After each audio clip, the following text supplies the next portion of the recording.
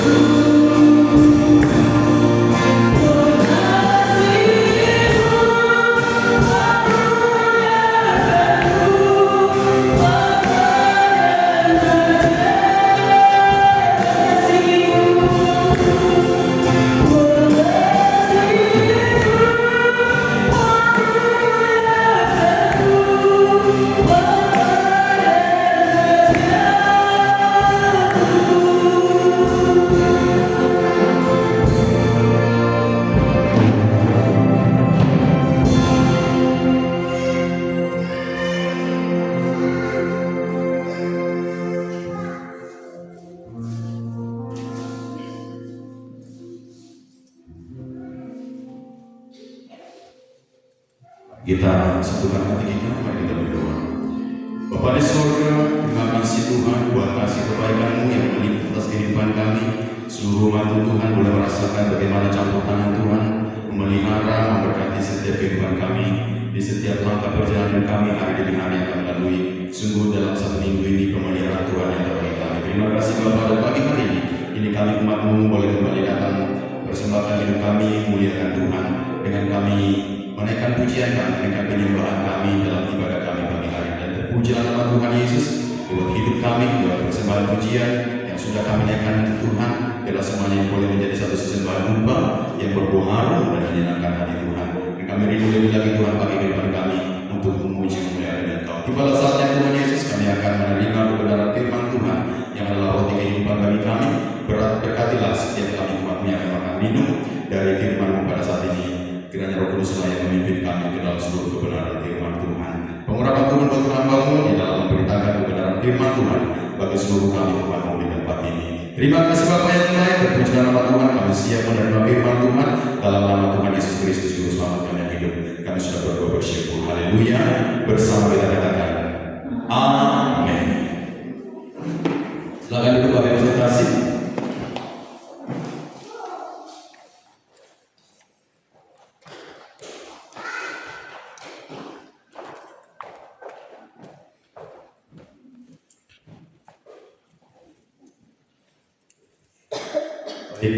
Kembali saya menyapa kita sekalian Tuhan. Shalom, kita selalu mengingat. Puji nama Tuhan. Haleluya. Senang bersuka cita di dalam Tuhan hari ini boleh bertemu bertemu kembali dengan seluruh umat Tuhan dalam persekutuan ibadah kita dengan Tuhan kita. Kita sudah memuji memuliakan nama Tuhan, pada saatnya kita akan mendengarkan firman Tuhan yang akan berbicara kepada kita dengan sebuah tema, yaitu menghadapi peperangan rohani. Mari kita sama-sama mengucapkan tema firman Tuhan ini. 1, 2, 3. Amin. Ya. Menghadapi peperangan rohani. Apa kata firman Tuhan? Mari kita melihat firman Tuhan dan kita terambil dari kitab Efesus pasal 6. Ayat yang kita baca adalah ayat 10 sampai ayat yang ke-12. Kita akan baca firman Tuhan ini nanti di ayat pembacaan semua kita mengaminkan perkataan firman Tuhan. Efesus 6 ayat 10 sampai ayat 12. 1, 2, 3. Akhirnya hendaklah kamu kuat di dalam Tuhan, di dalam kekuatan kuasa-Nya. Kenakanlah seluruh perlengkapan senjata Allah, supaya kamu dapat bertahan melawan tipu muslihat iblis. Karena perjuangan kita bukanlah melawan darah dan daging, tetapi melawan pemerintah-pemerintah, melawan penguasa-penguasa, melawan penghulu-penghulu dunia yang gelap ini, melawan roh-roh jahat di udara. Amin. Puji nama Tuhan. Bapak Ibu terkasih dalam nama Tuhan, dari ayat firman Tuhan ini perlu kita garis bawahi perkataan firman Tuhan mengatakan supaya kamu dapat bertahan melawan tipu muslihat iblis. Berarti siapa musuh rohani kita? Iblis. Iblis itu harus kita lawan, dikatakan firman Tuhan. Tapi sebelum dilawan kita harus bertahan dan melawan. Sebab dikatakan di ayat 12 lagi, tetapi karena perjuangan kita bukanlah melawan darah dan daging, tetapi melawan pemerintah-pemerintah, melawan penguasa-penguasa, melawan penghulu-penghulu dunia yang gelap ini, melawan roh-roh jahat di udara. Jadi yang terjadi adalah perang. Karena perlawanan, melawan pemerintah-pemerintah, penguasa-penguasa, penghulu-penghulu dunia yang gelap ini, melawan roh-roh jahat di udara. Itulah iblis dengan seluruh pengikut-pengikutnya. Jadi iblis itulah sekutunya, lalu sama Tuhan pengikut-pengikutnya banyak. Itu yang disebut roh-roh jahat di udara. Sebab ketika Lucifer jatuh dalam dosa dan dibuang dari surga, ya ada sebagian besar malaikat dari surga itu terseret di bawah oleh iblis. Itulah yang disebut sekarang namanya roh-roh jahat di udara. Itu yang disebut setan-setan, ya, pengikut-pengikut iblis. Jadi kalau bisa kasih, itulah musuh rohani kita. Musuh rohani kita adalah musuh yang tak kelihatan. Artinya Tuhan, ya, kita sedang berhadapan dengan perang rohani, roh yang tak kelihatan. Nah sekarang ini Tuhan, iblis itu terus bekerja untuk menyerang, ya, orang yang dapat ditelannya. Dia digambarkan seperti singa yang mengaum berkeliling mencari orang yang dapat ditelannya. Siapa orang yang dapat ditelannya? Orang yang lagi lengah di mana? Orang yang lagi daun, orang yang lagi memang dia Tuhan mungkin lagi kosong, ya, terisi dengan firman Tuhan. Nah, itu adalah memangsa atau bisa dikatakan incaran dari iblis. Nah, oleh sebab itu Tuhan kita bangun bagi hari mengingatkan oleh firman Tuhan agar bagaimana kita Tuhan ini siap menghadapi yang namanya peperangan rohani ini. Maka pertanyaan bagi kita Tuhan, apa bagian yang harus kita miliki menghadapi peperangan rohani? Ada 3 poin penting yang akan kita belajar bersama dari firman Tuhan ini. Apa bagian yang harus kita miliki menghadapi peperangan rohani? Yang pertama adalah kita harus kuat di dalam Tuhan dengan mengandalkan kekuatan kuasa Tuhan. Sama-sama ucapkan 1, 2, 3. Kita harus kuat di dalam Tuhan dengan mengandalkan kekuatan kuasa Tuhan. Ini yang pertama. Ayat 10 berkata demikian. Akhirnya, sama-sama sebenarnya, akhirnya hendaklah kamu kuat di dalam Tuhan, di dalam kekuatan kuasa. Firman Tuhan ini mengatakan kita harus kuat di dalam Tuhan. Hendaklah kamu kuat di dalam Tuhan. Kita harus kuat di dalam Tuhan untuk bagaimana kita menghadapi peperangan rohani melawan iblis itu, betul. Dengan segala pengikut-pengikut. Kita harus kuat di dalam Tuhan. Kuat di dalam Tuhan ini tidak cuma hanya kuat di awal, kuat di pertengahan, tapi firman Tuhan sebutkan di sini sampai pada akhirnya. Amin. Ikut kuat kita di dalam Tuhan sampai pada akhirnya. Dan kuatnya kita di dalam Tuhan itu penting. Ayat ini kan dikasih kepada kita. Mengapa kita harus kuat di dalam Tuhan? Karena kita tidak bisa kuat mengandalkan diri kita sendiri melawan musuh rohani kita. Itu di situ. Jangan pernah kita mau mengandalkan kekuatan diri kita sendiri menghadapi yang namanya musuh rohani kita itu di setan itu. Tapi kita harus mengandalkan yang namanya kekuatan kuasa Tuhan. Sama-sama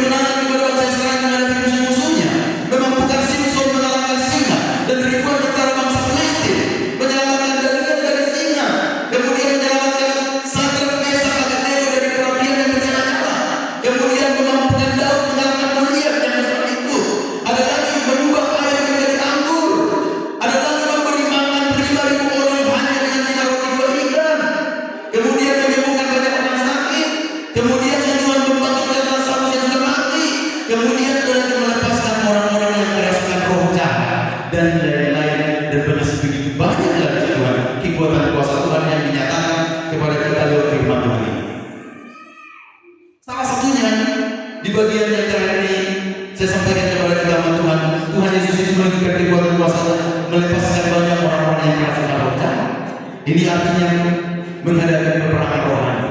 Roh jahat itu adalah musuh rohani. Apa yang terjadi? Salah satu contoh dikatakan dalam Markus 1:25. Di sini dikatakan tetapi Yesus menghardik roh jahat itu, katanya, dia keluarlah daripadanya. Yesus berkuasa dengan kekuatan kuasa dan menghardik roh jahat dari seseorang yang kerasukan roh jahat. Roh jahat itu menggoncang-goncang orang itu dan sampai menjadi dengan suaranya yang keluar daripadanya. Mereka semua takjub sehingga mereka memperbincangkannya, katanya, apa ini? Suatu ajaran baru.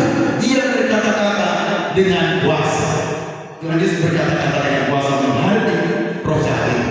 Roh jahat itu pun diperintahnya dan mereka taat kepadanya. Contohnya, ternyata roh jahat itu kadang mau merasai diri seseorang. Tapi Alkitab mencatat ketika Yesus berhadapan dengan roh jahat itu, apa yang terjadi? Yesus dengan kata-kata yang berkuasa menghardik roh jahat itu. Dia keluar. Maka yang terjadi, roh jahat itu keluar daripadanya. Memang kadang-kadang terjadi yang namanya manifestasi sama Tuhan. Seseorang yang dirasuki oleh roh jahat itu, ketika roh jahat itu mau keluar dari seseorang itu, jangan menjadi-jadi semua. Jangan teriak-teriak. Mungkin akan melakukan ekspresi-ekspresi yang berlebihan, tapi itu menunjukkan sebuah kuasa Tuhan sedang bekerja, memaksa atau memerintahkan, seperti dikatakan di sini. Roh jahat pun diperintahkan, memerintahkan agar roh jahat itu keluar dari seseorang. Tapi saudara dalam Tuhan, sebagaimana yang Tuhan Yesus lakukan, ini juga perlu kita praktikkan. Amin. Kita harus siap menghadapi namanya peperangan rohani.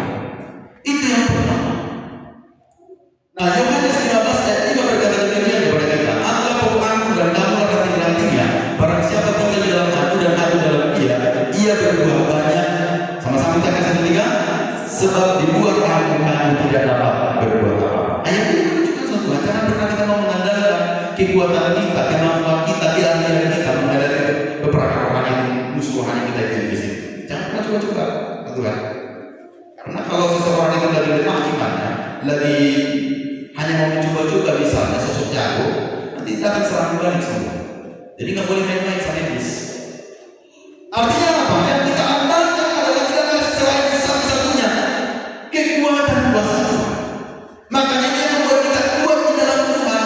Nggak ada yang kita kuat dengan kekuatan diri kita sendiri. Yang ada adalah kita dikuatkan oleh Tuhan. Sama-sama katakan aku dikuatkan Tuhan. Maka sebuah tidak ada yang bisa kita banggakan dari kekuatan diri kita sendiri. Kalau bukan karena Tuhan menguatkan kita, kita tidak akan mampu. Makanya mari kita andalkan kekuatan kuasa Tuhan itu. Kekuatan kuasa Tuhan itu adalah super power, ya, super power,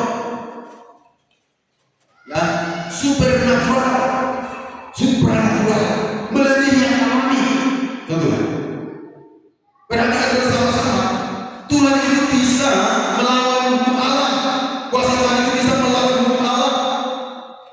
Ya, Yesus bisa berjalan di atas air. Misalnya berhukum alam.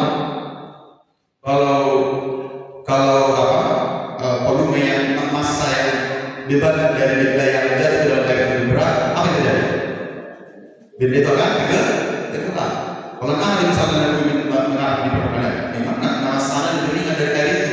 Butuh arotas, butuh batu kakri, hari-hari ini sampai itu kayak gitu lubang-lubang.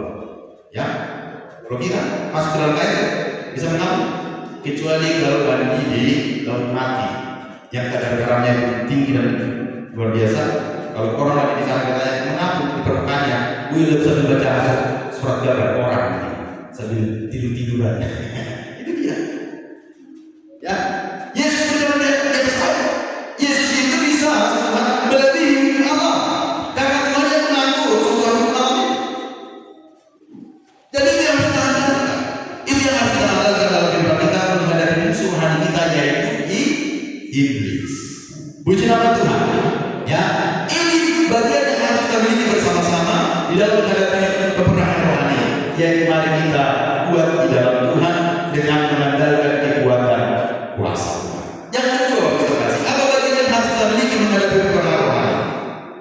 Yang kedua adalah kita harus berdiri tegak. Sama-sama kita akan berdiri tegak. Ya, kita baca di ayat 13b dan ayat 14a berkata demikian. Supaya kamu sama-sama seperti supaya kamu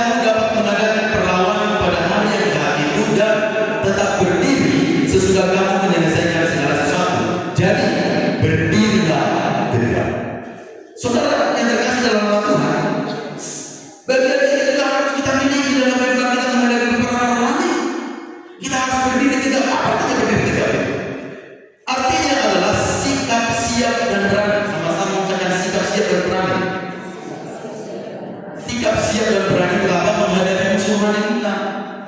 Menurut dia, jangan takut. Sama-sama jangan takut. Ini penting.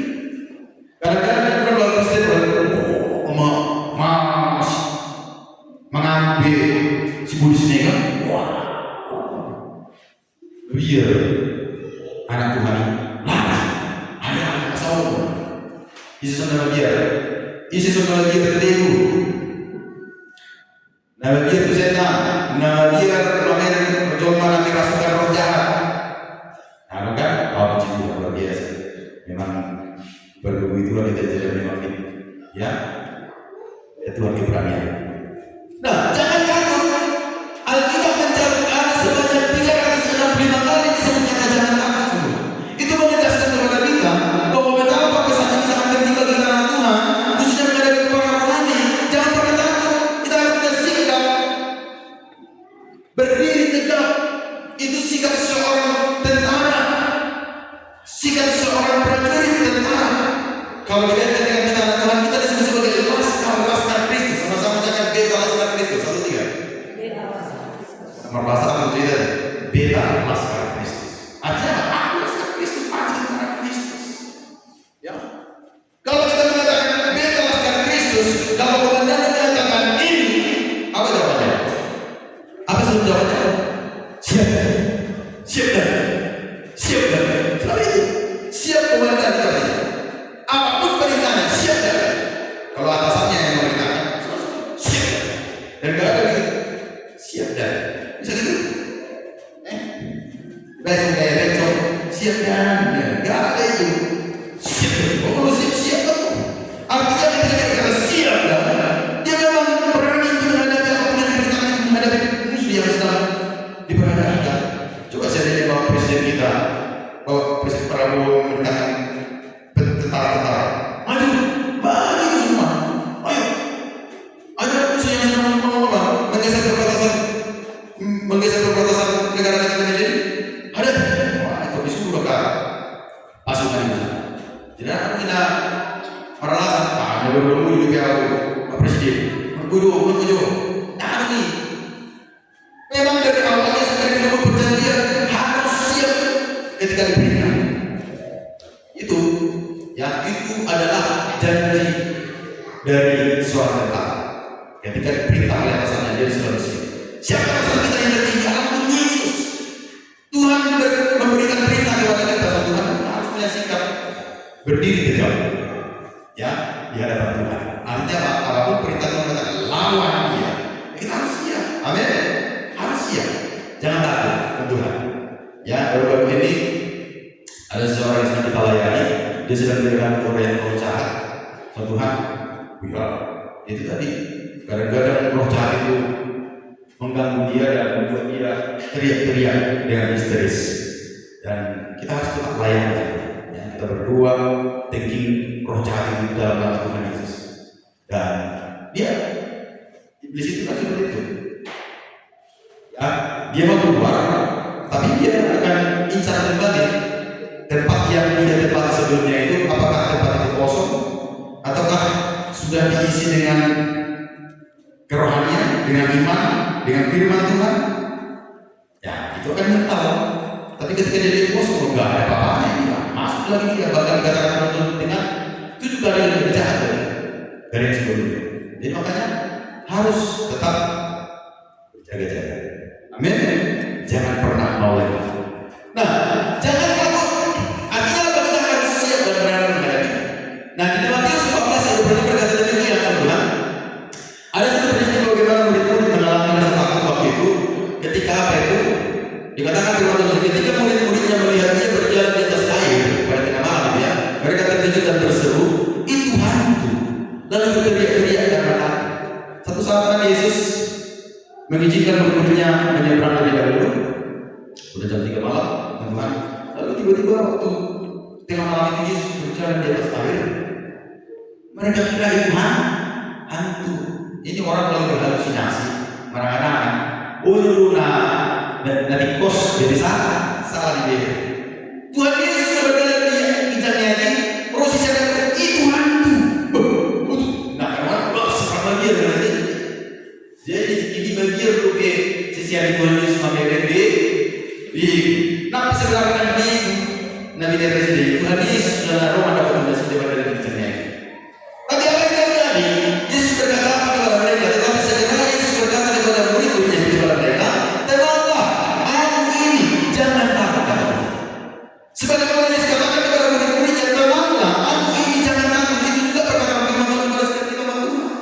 Kita harus tenang dan jangan takut. Karena apa? Ada Tuhan bersama-sama dengan kita. Tuhan berkata kepada kita, aku ini katanya Tuhan ada bersama-sama dengan kita. Walaupun tidak nampak dengan mata jasmani, tapi dengan iman kita harus percaya Dia Bapa yang Maha, Allah yang selalu beserta dengan kita. Amin. Mau di mana kita berada? Seperti Daud mengatakan, sekalipun aku berjalan dalam lembah gelap, aku tidak takut bahaya, sebab Engkau besertaku. Ya, tidak ada maksud takut. Walaupun di sana ada bahaya mengancam. Nah, karena apa? Tuhan beserta dengan kita. Dan Tuhan katakan, tenanglah, aku ini jangan takut. Lalu dikatakan di Matius 10 ayat 1. Tadinya kan murid-muridnya pada takut. Nah, pada awal Yesus memanggil murid-muridnya itu, Tuhan perintahkan mereka dengan apa? Di sini dikatakan Yesus memanggil 12 muridnya dan memberi kuasa kepada mereka untuk apa? Untuk apa? Mengusir roh-roh jahat dan untuk menenangkan segala penyakit dan segala kelemahan. Dan terjadi itu sejak Tuhan Yesus diterapkan Tuhan Yesus. Terjadi juga. Dan terjadi dia mengenal waktu berbiar dia. Kenapa? Tapi Tuhan sudah janjikan firman-Nya kepada murid-muridnya ketika awal pertama Tuhan panggil mereka menjadi murid-murid. Tuhan perintahkan mereka dengan kuasa untuk mengusir roh-roh jahat. Ada yang terjadi di detik ini dikira-kira Tuhan Yesus. Kalau Yesus di pangkat kondisi dari detik ini dijuru basi langsung lalu menghadapi situasi ini. Tentukan, ya. Tapi kemudian dia bersertasi dengan menaik ke psikologi di pikiran Muhammad Doktor, kalau menerima kuasa, kalau Roh Kudus turun atas kamu. Dan itu terjadi, ya. Yang terjadi adalah ketika sebetulnya saya di surga, Roh Kudus turun. Nah, murid-muridnya benar harus diperlihatkan dengan kuasa itu. Dan dikatakan di sini dalam Kisah Para Rasul 5 ayat 12, salah satunya adalah Petrus dari salah satu murid Yesus. Dan makin lama makin bertambahlah jumlah orang yang percaya kepada Tuhan, baik laki-laki maupun perempuan. Bahkan mereka membawa orang-orang sakit keluar ke jalan raya dan membaringkannya di atas balai-balai dan tiba supaya apabila Petrus lewat, setidak-tidaknya bayangannya mengenai salah satu seorang dari mereka mulai diundang di Herona, khusus seorang yang berikut lagi digilani anak terjadi. Dan juga orang banyak dari kota-kota di sekitar Yerusalem datang berjudul serta membawa orang-orang yang sakit. Dan apa yang terjadi itu? Orang-orang yang diganggu roh jahat dan mereka semua disembuhkan. Garis bawah kata orang-orang yang diganggu roh jahat. Tadinya mereka pada takut melihat hantu, melihat roh jahat, tapi sekarang Petrus itu benar-benar berani, siap dan berani menghadapi musuh rohani itu roh jahat itu. Ya, orang-orang yang diganggu roh jahat pun diusirnya, bahkan dikatakan semua disembuhkan. Oleh apa tadi? Kuasa Tuhan, ya, yang diberikan kepada mereka. Jadi kalau kita kasih, kita sudah siap dan berani menghadapi musuh rohani kita. Kemudian kisah yang lain, murid yang lain dari yang bernama Filipus juga dipakai Tuhan yang luar biasa untuk mengusir roh jahat itu. Kisah Para Rasul 8 ayat berkata demikian. Orang banyak itu mendengar pemberitaan Filipus dan melihat tanda-tanda yang diadakannya. Mereka semua dengan bulat hati menerima apa yang diberitakannya itu. Jadi tidak perlu kepada mujizat itu harus didasari firman Tuhan. Sama-sama kita mujizat harus didasari firman Tuhan. Mujizat terjadi tanpa firman Tuhan. Mujizat terjadi tanpa firman Tuhan, tanpa dasar kebenaran firman Tuhan, itu mujizat palsu. Mana yang menjelaskan laut yang berada itu gerewok kira lalu. Tapi tadi sebenarnya pekerjaan psikologis itu pekerjaan iblis. Itu bukan dari Tuhan datangnya. Dan selalu ada kembalinya. Kalau orang pergi berdukun, mau disembuhkan oleh dukun, nanti ada kembali. Dia rohnya akan diikat dan turun temurun. Dampaknya akan terjadi kepada keturunannya. Makanya hati-hati jangan pernah mau berdukun atau berdaya. Ya, karena itu menyesatkan. Jadi teman-teman, yang dilakukan oleh Filipus adalah dia melakukan pemberitaan firman Tuhan lalu mengadakan banyak tanda-tanda mujizat. Lalu apa terjadi? Ayat 7 mengatakan sebab dari banyak orang yang kerasukan roh jahat keluarlah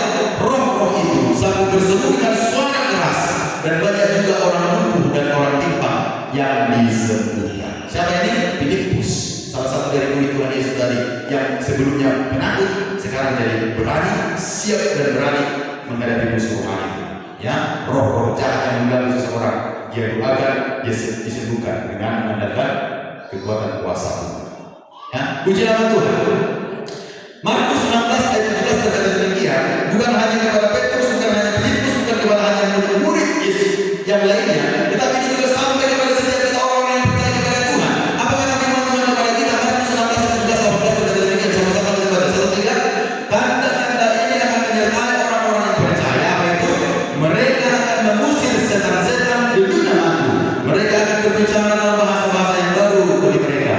Mereka akan memegang ular dan sekalipun mereka minum racun maut, mereka tidak akan mendapat celaka. Mereka akan meletakkan tangannya atas orang sakit dan orang itu akan sembuh. Ya, jelas ya Bapak Ibu. Ternyata Tuhan juga akan pakai kita, ya, untuk apa? Siap menghadapi musuh rohani dengan baik. Sikap apa tadi? Berdiri tegak. Berdiri tegak itulah sikap laskar Kristus yang siap dan berani. Tuhan jangan takut menghadapi musuh rohani kita. Ya, siapa itu dikatakan tanda-tandanya yang menyertai orang percaya, mereka akan mengusir setan-setan dari dalam. Siapa di sini orang percaya kepada Tuhan? Angkat tangannya kalau kamu percaya kepada Tuhan. Angkat beberapa firman Tuhan. Salah satu tanda yang akan dikaruniakan Tuhan bagi kita adalah mengusir roh-roh jahat. Amin. Kalau kita saja sudah dikaruniai Tuhan, diperlengkapi Tuhan bisa mengusir roh-roh jahat, nggak mungkin ada dia bisa datang sama kita. Amin. Karena dia sudah terusir. Dengan apa? Mengandalkan dari kekuatan kuasa Tuhan. Jadi dia akan mental, dia akan takut terhadap siapa? Orang-orang yang percaya kepada Tuhan. Karena tanda-tanda yang kita orang percaya akan mengusir roh jahat. Ya, jadi dia bukan datang sama kita, tapi justru kita akan dikatakan mengusir roh jahat itu mungkin dari tempat yang lain, dari orang lain yang sedang dimasuki. Tuhan akan pakai kita.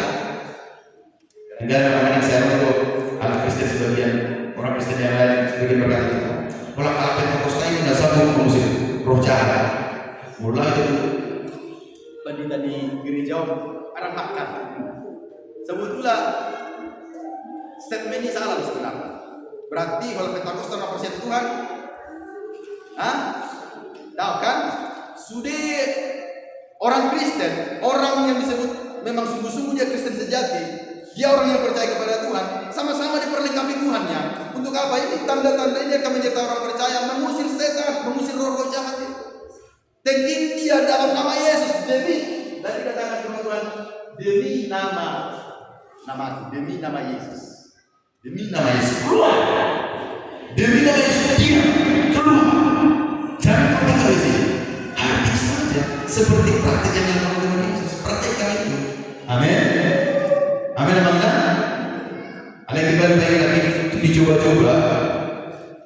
Dot, sepangkaro. Nah, itu berjulis sepangkaro. Nah, Tuhan. Jadi sebelum berperang berdua dulu, minta pertolongan Tuhan, minta pengurapan Tuhan, minta pembentengan Tuhan, pembelaan Tuhan, dan seterusnya. Sebenarnya ketika kita melangkah berperang, benar-benar siap. Tiba-tiba itu melaju-laju, senang dipersiapkan diri. Ya, jadi siap itu berarti memang kan persiapan. Amin. Namanya siap itu harus persiapan. Kita mana? Tentara itu siap. Karena mereka sudah dipersiapkan tempur. Latihannya itu dia semua dulu kita mengaku. Merangi untungnya.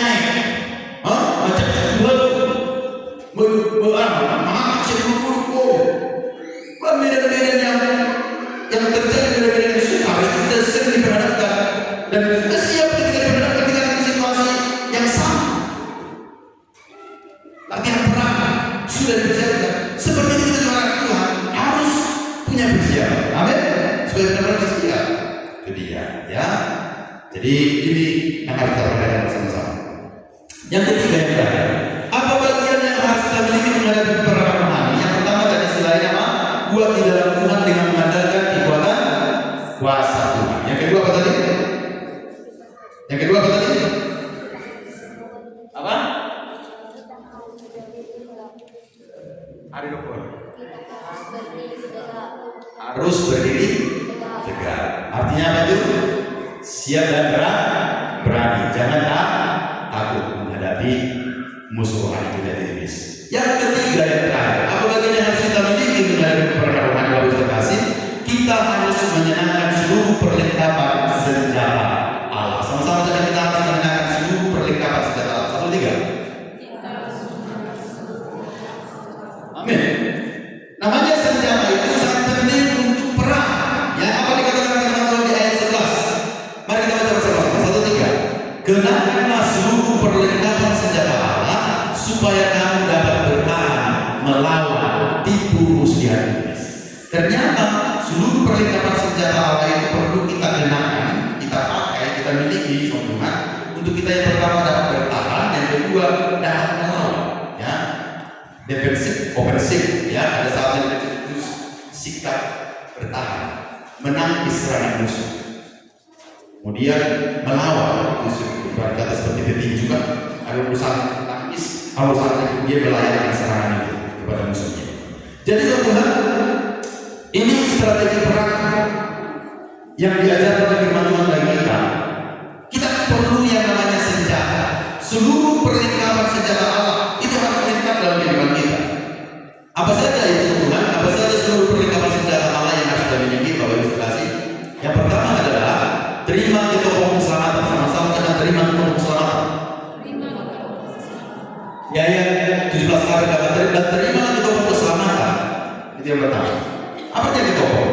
Ketopong itu adalah Tuhan sebagai salah satu perlengkapan perang di bagian kepala.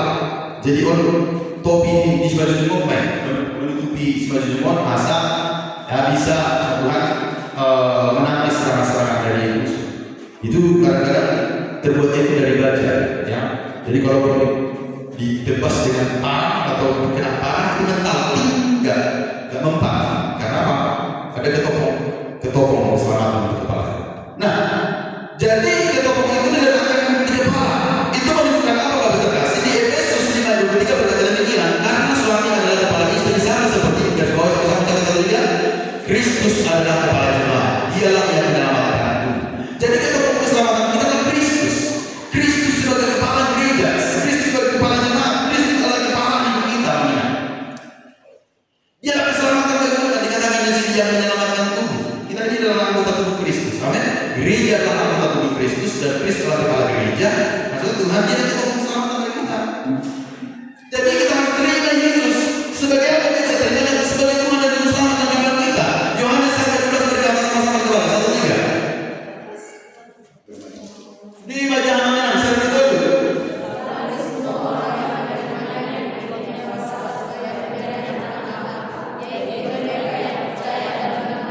Amin.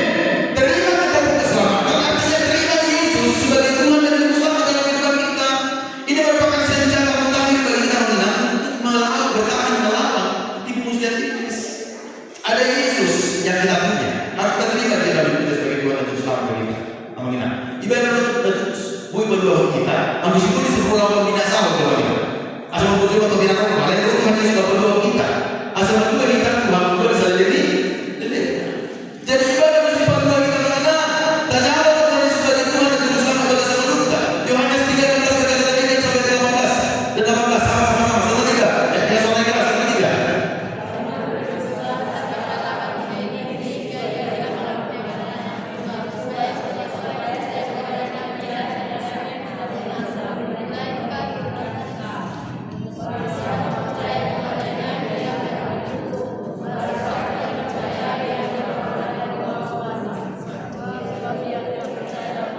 Amin. Jelas ayat ini mengatakan kepada kita orang yang menerima Yesus sama dengan orang yang percaya kepada Tuhan. Menerima Yesus dan percaya kepada Yesus sebagai Tuhan dan Juru Selamat hidupnya. Dikatakan di sini setiap orang yang percaya kepada Dia tidak binasa melainkan beroleh juga kita.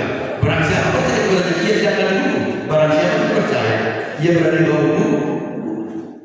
Jadi jelas. Terima ketopong keselamatan ini sebagai perlengkapan senjata Allah dan percaya Yesus sebagai Tuhan dan Juru Selamat bagi kita. Dia penyelamat gereja, dia penyelamat tubuh Kristus, yaitu gereja Tuhan. Amin. Ya, jadi program masa penganiayaan mengenal Yesus sebagai Juru Selamat itu perlu gereja Tuhan, mengangkat gereja Tuhan. Perlu kita siap binasa. Kisah Para Rasul 4 ayat 12 berkata demikian. Sama-sama kita baca lagi. 1, 2, 3. Dan keselamatan tidak ada di dalam siapapun juga selain dalam Dia, sebab di bawah kolong langit ini tidak ada nama lain yang diberikan kepada manusia yang boleh kita dapat diselamatkan. Nah, anu warna asli berwujud peluang kita. Warna hijau mau selain warna Tuhan Yesus. Isi warna Tuhan Yesus. Ya, nama Yesus adalah nama dari segala nama yang berkuasa, yang sanggup menyelamatkan kita. Ya, tidak ada keselamatan di dalam cara selain dalam Dia. Nah, gambaran dari seluruh perlengkapan senjata Allah itu, ini saya buatkan di sini. Namanya ketopong itu ada di bagian kepala ini dia presentasi. Inilah ketopong itu, ketopong semangat. Ya. Kemudian yang kedua presentasi, apa saja seluruh perlengkapan senjata yang kita miliki atau yang harus kita pakai. Yang kedua adalah berdoa setiap waktu. Sama-sama kita berdoa setiap waktu. Ini juga senjata yang diberikan kepada kita. Efesus 6:14 berkata demikian, dalam segala doa dan permohonan berdoa setiap waktu di dalam roh dan berjaga-jaga di dalam doa itu dengan permohonan yang tak putus-putusnya untuk segala orang kudus. Berdoa setiap waktu, mudah putus-putus kita bertanya yang mana. Berdoa di dalam roh, berdoa secara namanya sentuhan secara apa namanya? Kalau kita berdoa secara biasanya kita tangan, tutup mata, ya atau mungkin kita duduk atau berlutut, boleh saja sikap doa yang kita tunjukkan seperti itu. Tapi kalau hanya sebatas itu yang kita laksanakan doa, berarti tentu saja kita berdoa. Ada yang nanti malam berdoa setiap waktu. Bagaimana kita bisa mempraktikkan ini melakukan ini? Adalah berdoa dalam roh, berdoa dalam hati. Amin. Nama Allah kita dalam perkenalan berdoa matanya ke Tuhan. Lagi kali ini matanya ke Tuhan. Dikimana pertanian? Amin. Sebelum wudhu pertanian, sesudah tidur, bangun tidur, doa lagi. Doa setiap waktu. Doa setiap waktu ini bukan hanya untuk diri sendiri, tapi juga dikasih dari sini untuk segala orang kudus. Saudara seiman Tuhan, mengenai saling berdoa. Ikut saling topang-topang di dalam doa kita. Mas tanyakan satu dengan yang lain. Yang ditanya kamu, apa Tuhan? Aku di gereja. Di bagas dari tanya kamu, apa Tuhan? Ya, hamba Tuhan juga bertanggung jawab untuk mendoakan semua anak Tuhan. Ya, jadi saling berdoa.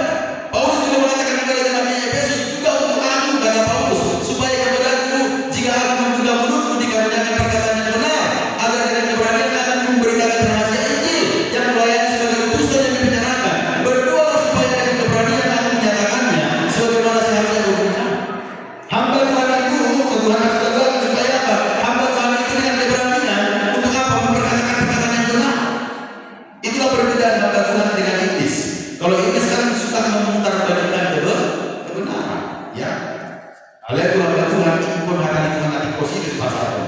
Jadi kepulitannya unang beli, amin. Unang salah, ada yang Tuhan di pasal. Unang salah adalah unang salah motivasi, unang salah mangko. Tanyani, karena Paulus juga mengatakan kepada jemaat Efesus juga tanyani dan Efesus, jemaat Efesus. Ya, supaya kepada aku juga ketika aku membangun dikarenakan perkataan yang benar. Bahkan dikatakan, ya berdoa supaya dengan keberanian aku menyatakannya sebagaimana seharusnya aku bicara. Jangan sampai terjadi seperti misalnya ketika hamba Tuhan mengatakan seperti ini. Kita harus takut sama Tuhan, kita harus takut sama Tuhan. Jangan takut sama manusia. Siapapun di orang ini jangan takut sama manusia katanya. Tiba-tiba ada salah satu di belakang batu-batu, bapak-bapak. Jadi yang beritahu itu adalah kecuali aman yang sakit. Aku lagi berpikirnya, murah beliau itu jawabannya, betul murah mantai, itu beliau juga. Jadi jangan ya, harus berani. Iya, kalau benar katakan benar, kalau salah katakan salah. Siapapun itu orangnya, kalau memang dia salah ya disalahkan. Ya Tuhan nggak pernah memperoleh dengan yang namanya dosa. Kalau dosa itu harus ditegur, ya. Harus diperbaiki supaya seseorang bertobat dan mau hidup dari dibenahi dan diperbaiki. Seperti itu. Tuhan yang memperbaiki kebenaran firman Tuhan. Jadi dan yang bertugas dipercayakan secara khusus punya panggilan untuk hamba Tuhan seperti Paulus harus dengan keberanian menyatakan kebenaran dan itu perlu ditopang dalam doa. Siapa yang berdoa? Jemaat Tuhan. Amin. Dan hamba Tuhan juga perlu mendoakan jemaat Tuhan.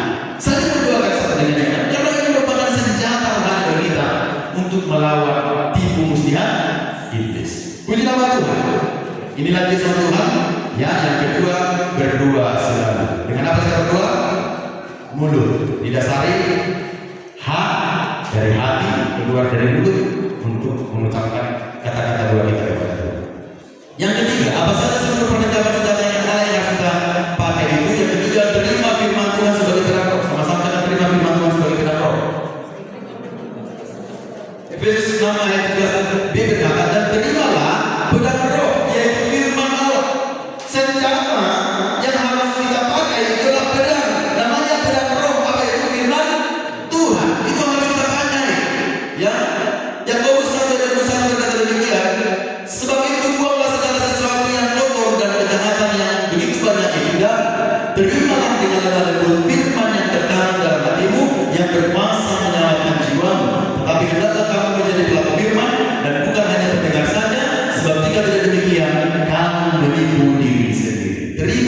roh yaitu firman Tuhan dengan cara terima firman Tuhan dengan hati yang lemah lembut.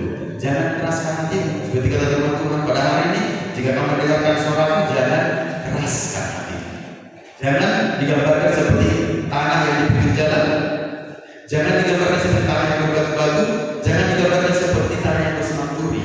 Ketika benih itu jatuh ke bagian-bagian ini, maka pertumbuhannya tidak bagus. Ada yang jatuh di jalan itu dimakan burung, sama burung itu iblis datang mencurinya, sehingga seorang itu tidak menangkap firman Tuhan itu sama sekali. No, tangan kita dalam saja. Pak, di gereja mulai siang selesai dua firman itu keluar. Itu untuk ibadah mengamit tom siap awal kan lebih aku gini. Itu polisi marahku firman Tuhan. Nah, aku menangkap no. Aku mesti belajar tapi ini tanah yang berbatu sebentar dia tumbuh tapi tidak bisa berakar dengan kuat karena ada batu-batu yang menangani. Ada sedikit tanahnya. Ketika datang panas terik, tanaman itu langsung layu kering mati.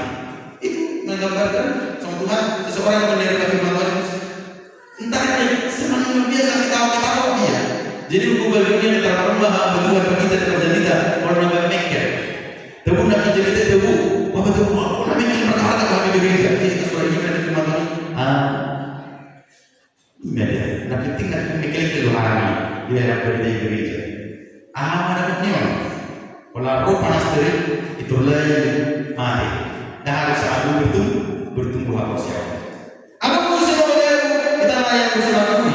Itu menunjukkan penderitaan, kesusahan, persoalan hidup yang himpit. Firman Tuhan itu saja tidak bertemu dengan baik. Nah, tapi ada yang sebelah Tuhan. Tanah yang baik, tanah yang subur, tanah yang lembut. Ketika benih itu jatuh tanah yang lembut itu, benih itu bisa berakar, bertunas, bertumbuh, berbuah dengan berlipat kali ganda. Firman Tuhan ada yang 30, 60 bahkan 100 kali lipat. Siapa itu? Inilah itu yang dikatakan firman Tuhan. Dunia penuh putus yang akan kotori, ada batu-batu kering-kering, semak duri, dan berbuah rohani. Dan mencoba menghambat pertumbuhan firman Tuhan dari dalam firman Tuhan itu harus dibuang. Buang segala sesuatu yang kotor dan jangan yang begitu banyak itu dari hati. Karena hati dari tanah yang tanah hati, ya gambaran dari tanah itu tadi, ya tanah hati itu harus subur, baik, lembut. Lalu bisa menerima firman Tuhan dengan lemah lembut. Amin. Mulut kurang mengenai firman Tuhan, nabi semua dapat tajam ada Tuhan mereka. Yang ekonomi. Kalian perlu mana keras Tuhan. Dengan begitu. Pada sini menikmati jadi dari apa? Ini sih tahu pakai itu. Nah itu pikir dan pikir, pikiran kotor dan pikirannya negatif. Penolakan langsung. Tapi sih keluar. Ada yang semua tahu apa? Atau lagi. So Tuhan jangan seperti itu. Orang kalau hatinya itu sudah digarap dari awal mulai ibadah itu, dia sudah bersiapkan hatinya sampai yang digelurkan, sudah mulai dibuang semua hal yang kotor ini kejahatan. Tapi lagi dijauh berbeda yang pakai orang nakai, bunuh tiga lem yang orang masukkan dan sebagainya. Ada tuh kotor semua ke gereja. Di bawah gereja kita ampun Tuhan. Asal apa? Rohani siap. Amin. Dari rohana wujud. Dan rohana juga, rohana wujud. Nah rohana orang, rohana takut masuk. Ini, buat apa sih? Yang sih kan? Ya, seperti itu. Mulut sorry kan orang yang bersujud. Jadi kalau kita bersujud, buang segala yang kotor dan kejahatan yang begitu banyak lalu dikatakan terimalah dengan lemah lembut firman yang tertanam dalam hatimu yang berkuasa menyelamatkan jiwa. Jadi hati Tuhan berkuasa menyelamatkan kita dari serangan musuh rohani kita. Amin. Makanya terima dengan roh yaitu firman Tuhan. Lalu dikatakan oleh Ibrani 4:12 sebab firman Allah hidup dan kuat dan lebih tajam dari pedang bermata dua orang. Ia menusuk amat dalam sampai memisahkan jiwa dan roh, sendi-sendi dan sumsum. Ia sanggup membedakan pertimbangan dan pikiran hati kita. Luar biasa luasnya hati orang iman. Jadi dikatakan kuat hidup, bahkan dikatakan lebih tajam dari pedang bermata dua manapun. Jadi nanti pedang roh ini digambarkan semua pedang bermata dua. Bukan pedang bermata dua. Bagaimana pun dulu, bagaimana pun seleta pakai firman Tuhan ini kalau menyerang musuh, yaitu musuh pertama yang disebut di sini. Ada yang perlu pertanyaan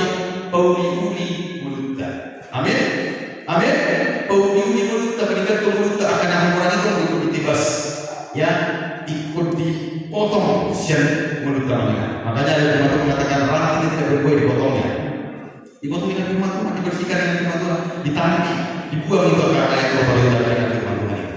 Jadi itulah pedang roh, yaitu firman Tuhan. Dia dikatakan menjadi tajam, dia sanggup menusuk amat dalam sampai ke dalam hati kita. Itu luar biasa, ya. Makanya mari kita pakai firman Tuhan itu sebagai senjata rohani kita melawan musuh rohani kita. Yang berikutnya Bapak terkasih, apa saja seluruh perlengkapan senjata yang harus kita pakai selain pedang roh yang firman Tuhan? Yang keempat adalah pergunakan perisai iman. Sama-sama dengan pergunakan perisai iman. Efesus 6:16 berkata dalam segala keadaan pergunakanlah perisai iman, sebab dengan perisai itu kamu akan dapat memadamkan semua panah api dari sejahat. Jadi panah api dari sejahat mana-mana boleh jauh sekali, karena untuk istilah di akar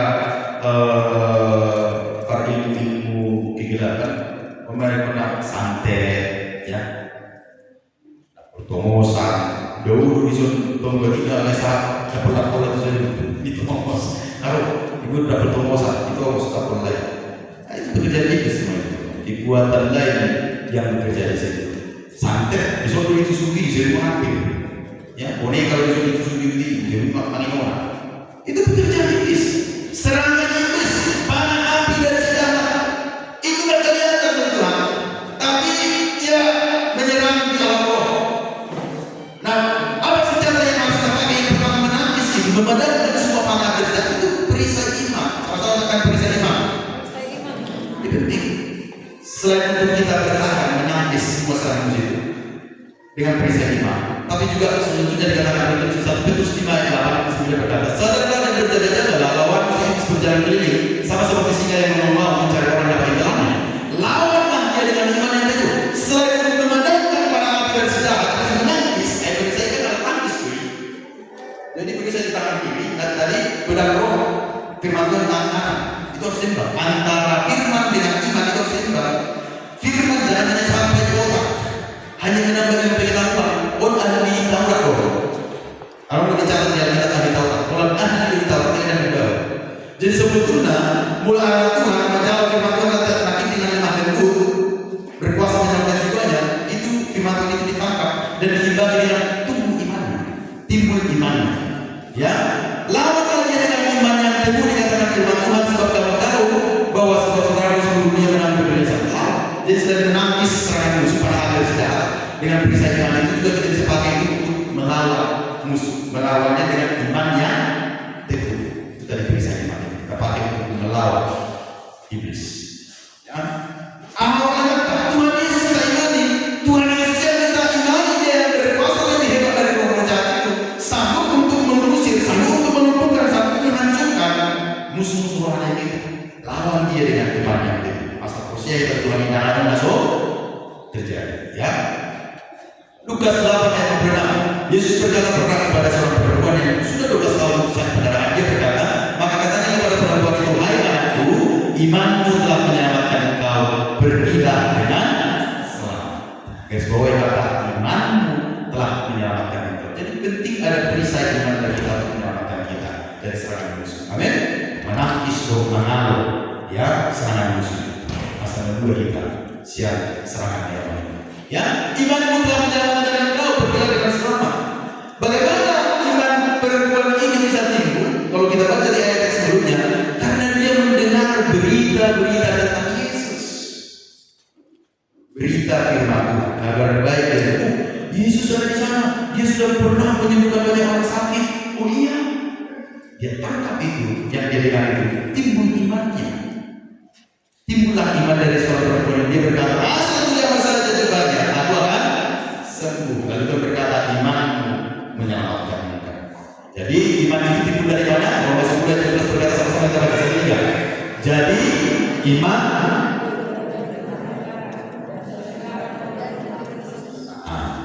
jadi Paulus ini Bapak bilang apa?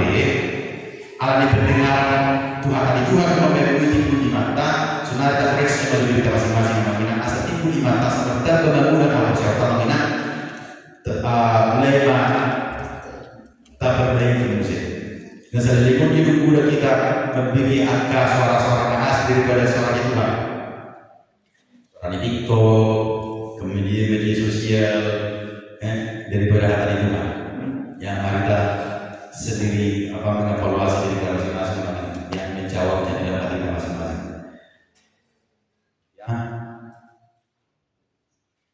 Kiranya sama Tuhan selama ini kita lebih banyak mendengarkan perihal yang lain.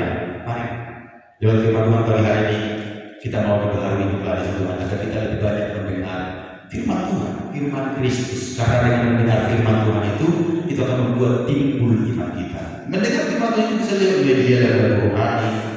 Mendengar firman Tuhan itu bisa lewat mendengar khotbah-khotbah di media sosial yang sekarang ini sudah dipermudah bagi kita untuk bisa mengakses firman Tuhan.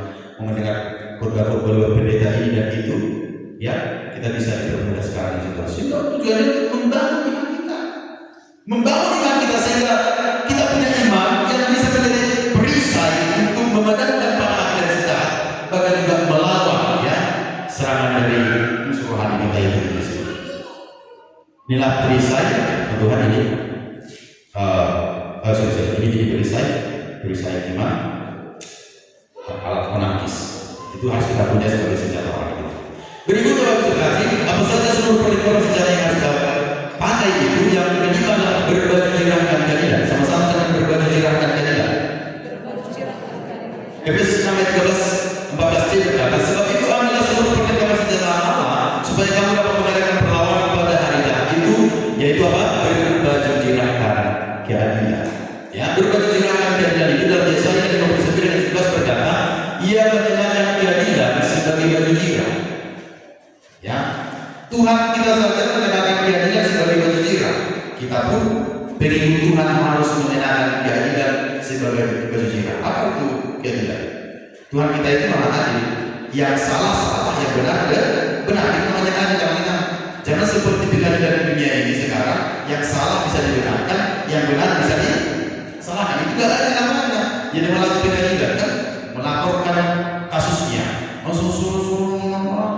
malah dihargai semua lain diputar balikan kebenaran karena mungkin ada yang disogok, ada yang disuap lah, sehingga terjadi pemutarbalikan kebenaran, sehingga terjadi ketidakadilan. Nah, kita sebagai umat Tuhan, salah satu senjata yang harus kita pakai melawan tipu daya iblis itu adalah kita harus berbaju jirahkan keadilan. Artinya kita harus pakai keadilan dalam hidup kita. Mulai dari misalnya kasus-kasus tertentu dan terhadapi pemuda salah sama, benar-benar jangan pakai perasaan. Kasus pemilik kasus nggak tahu terus ini. Saya pernah dengar statement dari seorang hamba Tuhan yang mengatakan seperti itu. Pemilik kasus kalau di guru dinikahkan atau cerai, pemilik kasusnya.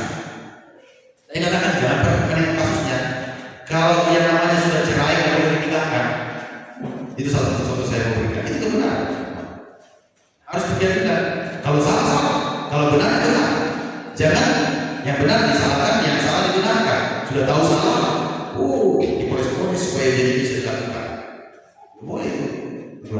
Jadi dari awal kan warnanya sudah jelas firman Tuhan ini memberikan penjelasan kepada kita tentang perihal hal. Ya, semua yang terjadi dalam hidup kita.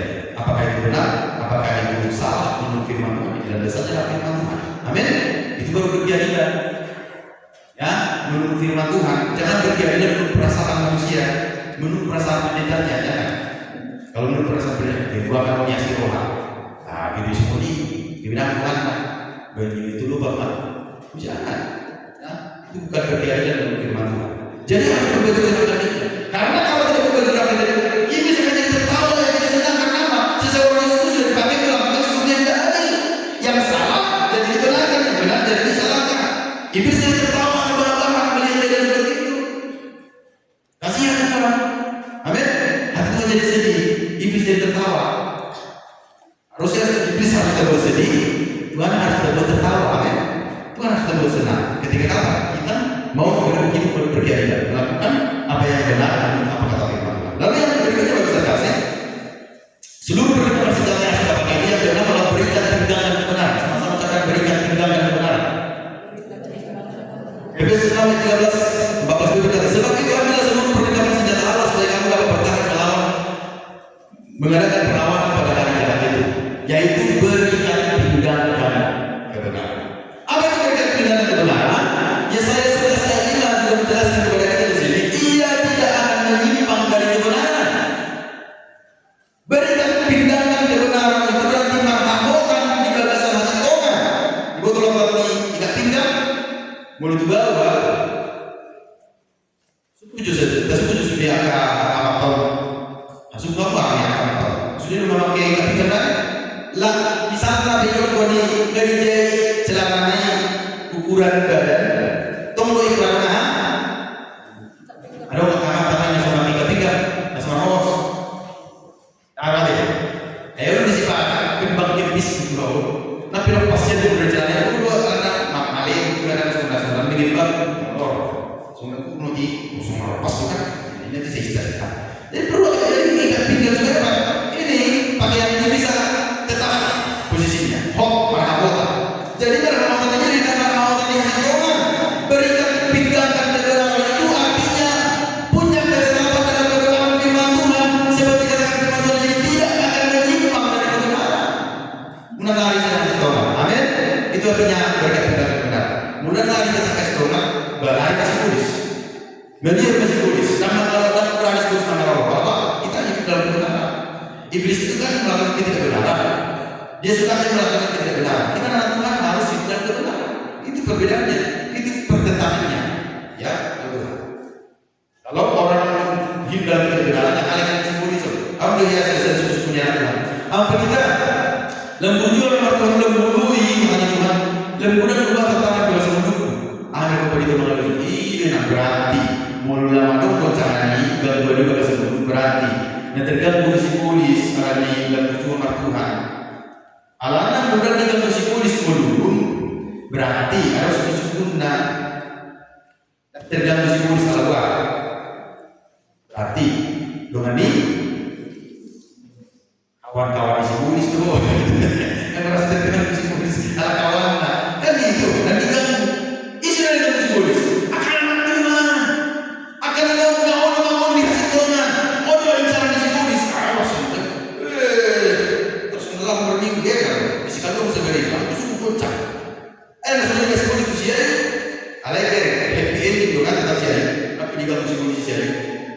Juga kesehatan, juga keluarga, ada pada akhirnya ayat itu tak bisa bertahan. Bahwa apa yang dikatakan di sini tidak benar katanya. Ya seperti itu.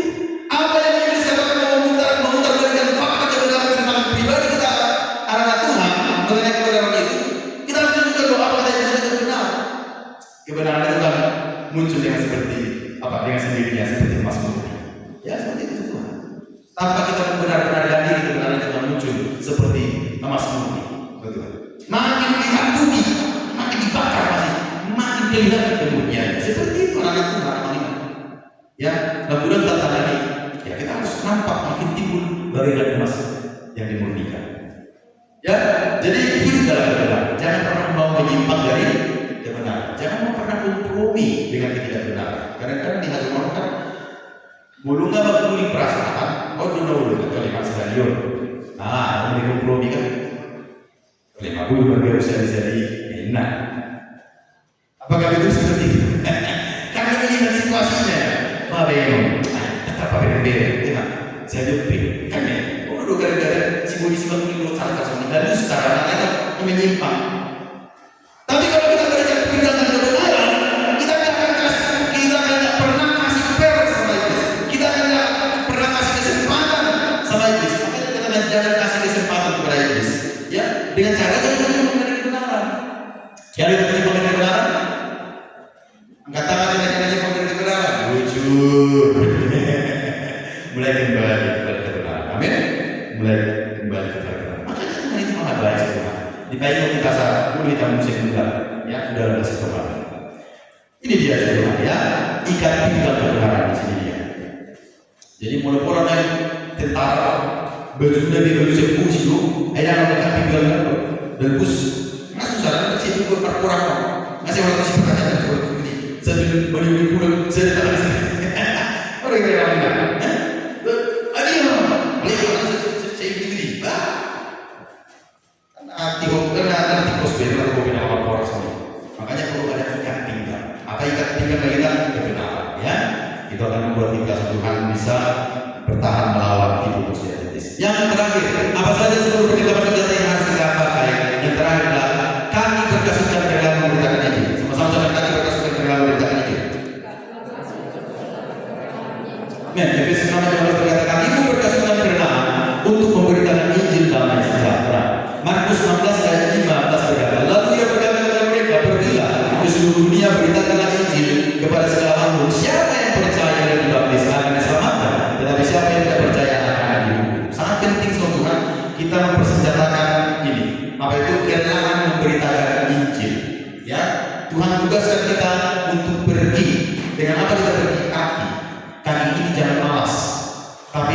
waktunya semangat dengan rela pergi melangkah beritakan Injil. Injil apa namanya? Disebut Injil damai sejahtera tadi ya.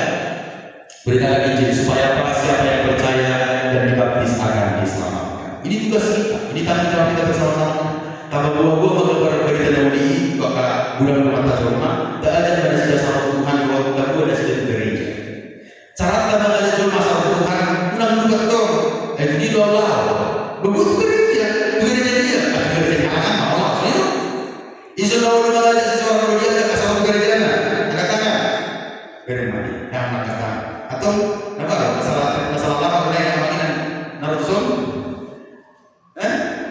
Mulut ada seseorang sama Tuhan, roh Tuhan, mulut sama roh Tuhan, roh atau gereja dia. Apa salahnya seperti itu? Supaya apa yang kamu terima, apa yang kamu alami dari gereja, itu juga akan diterima di dalamnya. Bukankah seperti itu? Daripada dia mau ibadah sesuatu gereja tertentu yang kamu tidak pernah ada di situ dan kamu tidak pernah mengalami sesuatu di situ, kamu tak benar tak perkara apa saja yang diberikan di situ, mana sebabnya? Kan nggak salah. Sudah keliru. Kalian perlu diwakili karena dapat terbukti dia mengalami kesehatan Tuhan, itu baru terbang. Amin. Amin dengannya. Amin dong. Nak amin dari paksa. Menuju tujuh hari amin dong amin. Anu dan sosialnya. Baik terkasih diperhatikan kita perhatikan bersama-sama karena firman Tuhan mengatakan ini tugas kita masing-masing bersama-sama beritakan Injil. Bicara soal Tuhan, ikut berita beliau Injil satu dia beliau bagi sudah ada. Itu tapi sebelum itu seluruh dunia, yang mulai dari Yerusalem, Yudea, Samaria sampai ke bumi. Bisa berjasa keluarga kita, tetangga kita, masyarakat sekeliling kita ajak kita kepada Tuhan. Roma 1 ayat 16 sampai 3 sama-sama kita baca 1-3. Sebab aku mempunyai keyakinan yang kokoh dalam Injil karena Injil adalah kekuatan Allah yang menyelamatkan setiap orang yang percaya, pertama-tama orang Yahudi tetapi juga orang Yunani. Injil itu adalah kekuatan Allah menyelamatkan setiap orang yang percaya. Jadi dalam berjumlah usia Tuhan mengenang ada Injil, ada Injil, simbol Islam, malu-malu, tersipu-sipu dia ada mundur. Alhamdulillah, bui terbaru berapa tapi naroko. Tapi nggak ada yang berbayar, nggak ada dibuat bayar Tuhan. Kalau betul sudah, ini sudah dibuat. Ayo saya mana? Ini harus simbol. Aku simbol bisa sorot nggak betul lagi. Lalu membuat akan proses Tuhan menghukum jual masuk tapi naroko. Itu harus simbol ini orang. Ada tiga kesempatan. Ada sebenarnya orang di media sosial. Perhatikan ini. Lihat media sosial dan Android sekarang. Itulah salah satu media yang paling gencar dipakai iblis untuk menyeret banyak orang hajat dan dosa. Jangan pandang dulu. Jangan pandang pendeta bukan ada yang besar. Ya, makanya semua harus sama-sama hati-hati kita. Saya sudah pernah ilustrasikan handphone itu ibarat seperti pisau di tangan. Pisau itu kalau difungsikan untuk tujuan yang baik, memotong sayur, memotong daging, memotong ikan, wah itu sangat berguna. Tapi dengan pisau yang sama, kalau disalahgunakan, ini pisau yang sama ini, pisau yang memotong sayur tadi kalau disalahgunakan itu bisa membunuh orang. Handphone bisa membunuh, tapi di sisi lain bisa membantu, bisa komunikasi. Ada dia mau apa yang dia beri dia sebagai kemudian video call. Ini sih memang siapa? Langsung beri call, mobil kenyang. Elizabeth, baru dari Jepang ini. Tepuluh di rumah, langsung si warga bertulis. Lalu di Jepang, udah tahu langsung di Jepang. Minggu ini dulu, mulai marah ke media lebih kata-kata media. Lalu mana pun dulu. Alam dari bintang-bintang atau bisa tahu mau deh. Mulu yang kita keluar mobil, anak mobil naik begitu lalu naik mobil kita utara atau mobil dari mulai bikin alat hukum atau bikin ilegal dulu. Cara mulai dari turun lalu mobil dari mobil atau dari mobil. Bukan saya bisa berikan sekarang asal buyo. Ini benar-benar kami dokter. Mudah-mudahan kami macamnya. Habis saya yang tahu cilungan begitu. Tapi semua tapi narang Hanya sudah bibir, sudah karena juga tahu cuma dipikir mabir itu apa saya urusan Jakarta, Jono, harus lari, kan? Salah. Ulangi. Aku lalu berwaktu Jakarta. Aja orang itu bervideo call ke kita, sampai ke ini, keren. Identik, masuk kelihatan. Di sisi satu sisi bisa membantu kita berguna bagi kita, di sisi lain handphone itu merusak. Saya tegaskan kepada kita remaja di sini, handphone itu berbahaya. Kalau overdosis, kalau salah gunakan, itu bisa menyita waktumu lebih banyak untuk hal yang sia-sia. Yang seharusnya untuk belajar banyak, jadi lebih banyak di TikTok, lebih banyak main game. Itu cara ini sekarang ini. Makin media sosial memakai handphone itu untuk menjatuhkan banyak orang jatuh dalam dosa. Lalu menggunakan waktu yang ada karena hari-hari ini adalah jahat. Tapi belum cuma beberapa waktu sia-sia. Orang ini ujungnya aturan anak-anak ini sama tuh sering tugas kamu juga. Tapi untuk ini dong bersyukur. Ini mau besok ini. Ujungnya lah seperti masuk ujungnya 100 sama nangwa. Orang dia anak buru para anak berhasil pada remaja. Hal dua dokter mau ada orang yang positif. Hal dua dari guru mau masih ada. Isi mesum nama nomor game. Orang dua dia ujian sorry. Nomor 1 main game. Ayo. Dia apa? Biar seperti ini. Yang juga ujian seperti itu di sekolah. Juara 1 main game, juara 1 main TikTok. Ya ada. Jadi jangan buat seperti itu. Boleh pegang handphone asal tujuannya berguna. Mau belajar, oke. Aku mau belajar musik dulu Pak, dari itu. Aku mau belajar, aku mau cari apa? Tugas-tugasku. Bisa. Tapi habis itu, udah. Ini balik ke handphone. Karena kalau enggak, satu itu awal entarnya aku kena yang langsung coba. Juga saya kalau sia-sia waktu berdua tidak berguna. Makanya hati-hati. Itu salah satu media yang sekarang ini bisa dipakai iblis untuk menjatuhkan banyak orang. Terus karakternya bisa jadi buruk. Saya jauhi bulu dan dia rusi. Bulu atau buku ada dari rusi. Lebih buku masuk orang maju. Ujungnya baru rusi di buku atau suara. Jangan bisa mati. Dua kalau ada baju bisa dapat pulang. Nabi itu, ya bu. Bapak kamu jawab, ya pak tadi. Apa? Ya, sadar kan?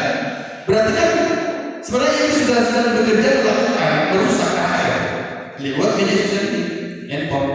Jadi anak kami pada bekerja hati-hati ya, jangan sampai kamu bersikap tidak baik, karakter menjadi buruk, karakter menjadi rusak oleh karena handphone. Kalau itu jadi merusak buang, karena memang itu dari karakter buang. Ya, hal yang kotor itu. Ya, jadi hari ini firman Tuhan kata kita bahwa Injil adalah kekuatan Allah yang menyelamatkan setiap orang yang percaya. Dan kita memberikan begitu dalam Joma, asal berkata-kata Joma percaya Tuhan, asal sangat kuat Tuhan dalam marwasi Rohan di surga, dari sebuah dan tersipu baru amanginan. Ya, dia tahu bahwa ternyata wow dia tuh narik api rokok orang yang nulis. Ya, iblis itu dari polis neraka bagiannya, tapi bagi manusia bisa dikasih Tuhan kesempatan bertobat, terima Yesus, percaya Yesus, dan dia akan diselamatkan. Seperti dikatakan Tuhan di sini, Injil adalah kekuatan Allah yang menyelamatkan setiap orang yang percaya. Kami berkasukan kerelaan memberitakan Injil. Ini harus menjadi bagian kita. Kesimpulan bagi teman-teman apa bagian yang harus kita miliki menghadapi perang rohani? Yang pertama tadi adalah kita harus kuat di dalam Tuhan dengan mengandalkan kekuatan kuasa Tuhan. Yang kedua, kita harus berdiri tegak, artinya apa?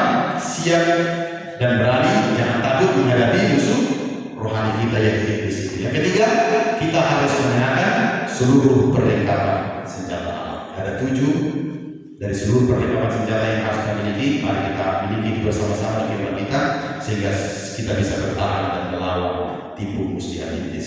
Tuhan berkata kita dengan firman-Nya. Mari kita datang kepada Tuhan sembari kita bisa hati kita mengenai perjamuan kudus. Kita berdiri bersama, saya mengundang semua di depan. Kita angkat satu pujian kita kepada Tuhan, kita katakan, tak terbatas kuasa-Mu Tuhan, semua dapat Kau lakukan. Di saat ku tak berdaya, kuasa-Mu yang sempurna, ketika ku percaya mujizat itu nyata. Terima kasih Tuhan, firman Tuhan telah kami dengarkan saat ini. Kami percaya sungguh Roh Kudus yang akan menolong Tuhan setiap kami untuk hidup di dalam kebenaran firman. Jadikan kami menjadi umat Tuhan yang berani dan siap sedia menghadapi peperangan rohani dalam kehidupan kami dengan kami mengandalkan kekuatan kuasa Tuhan dan seluruh perlengkapan senjata Allah yang menjadi bagian hidup kami. Terima kasih Tuhan Yesus Tuhan. Tak terbatas kuasa-Mu Tuhan, semua dapat Kau lakukan. Apa yang kelihatan mustahil, apa yang kelihatan mustahil bagiku, itu sangat mungkin bagimu. Tak terbatas kuasa-Mu Tuhan.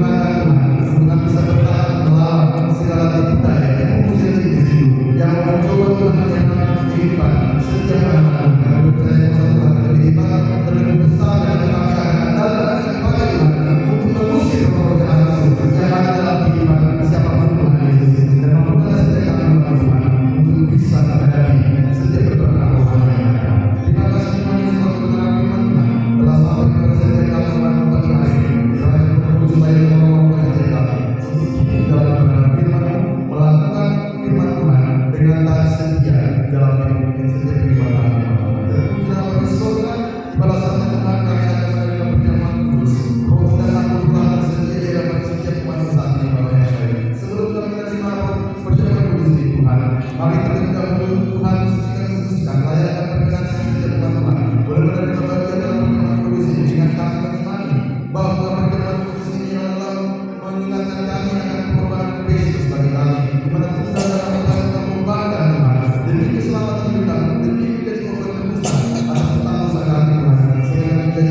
orang-orang yang diselamatkan oleh Tuhan. Sebab itu Tuhan Yesus yang kami benar-benar mengimani bahwa perjamuan kudus ini adalah merupakan persekutuan kami dan dalam orang yang baik. Berkat Tuhan dan aku yang telah tersedia di dalam kematian Tuhan sebelum kami menerimanya Tuhan.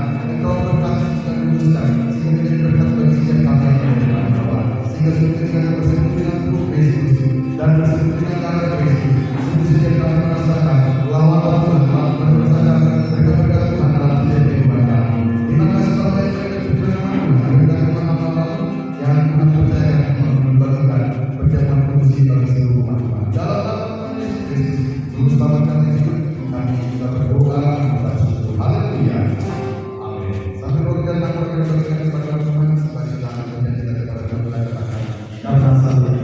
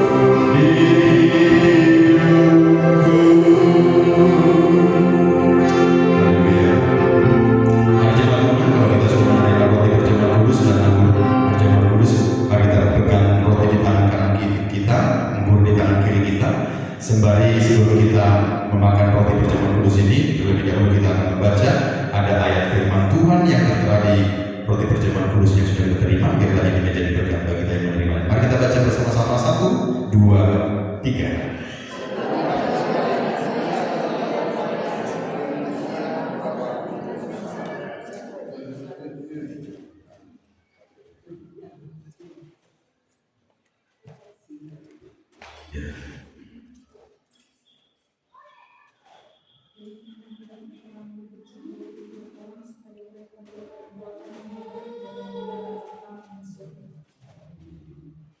Baik, kalau kita sudah sama-sama membaca ayat firman Tuhan sudah kita terima, biar itu menjadi berkat bagi kita yang menerimanya. Mari kita angkat roti perjamuan kudus lebih tinggi di atas kepala kita.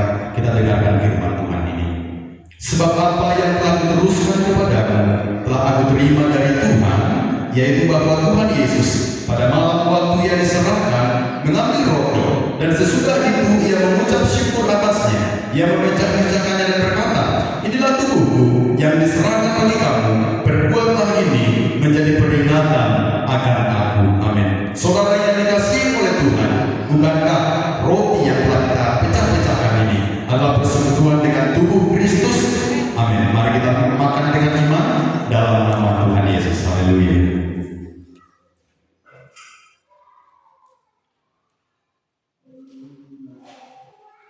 Haleluya. Terima kasih Tuhan Yesus. Maha baik Bapak Tuhan. Terima kasih buat pengorbanan bagi setiap kami. Puji dan Tuhan Yesus. Haleluya. Mari jemaat Tuhan kita angkat anggur dalam cawan lebih tinggi di atas kepala kita. Mari kita dengarkan firman Tuhan ini. Demikian juga ia mengambil cawan sesudah makan lalu berkata, cawan ini adalah perjanjian baru yang dimeteraikan oleh darahku. Perbuatlah ini setiap kali kamu meminumnya menjadi peringatan akan aku. Sebab setiap kali kamu makan roti ini dan minum cawan ini, kamu memberitakan kematian Tuhan sampai ia datang. Saudara yang kasih oleh Tuhan, bukankah anggur dalam cawan yang atasnya kita telah ucapkan syukur ini adalah persekutuan dengan darah Kristus? Amin. Mari kita hidup dengan iman dalam nama Tuhan Yesus.